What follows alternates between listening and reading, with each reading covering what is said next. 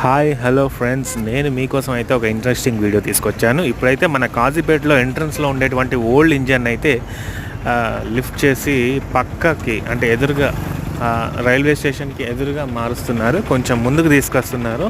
ఆ విజువల్స్ అయితే మీరు ఇప్పుడు చూడొచ్చు. మీకోసం ఈ వీడియో. Thank you friends.